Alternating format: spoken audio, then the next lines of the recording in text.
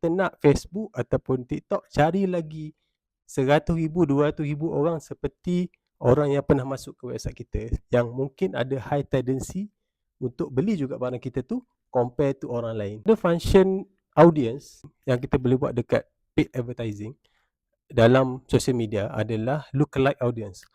Facebook ataupun TikTok akan cari orang yang similar, orang yang lebih kurang sama dengan orang yang kita cari. Contoh, kita cari orang yang pernah masuk ke website kita, so kita nak lookalike-kan dia. Kita nak Meta ataupun Facebook ataupun TikTok cari orang yang lebih kurang sama yang pernah masuk ke website kita.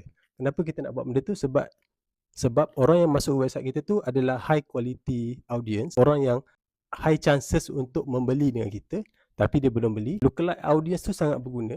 Kita boleh dapat ROAS ataupun return of ad spend tu lebih tinggi sebab audience lookalike tu dia most likely nak beli compare tu orang yang mungkin bukan kita punya target sasaran.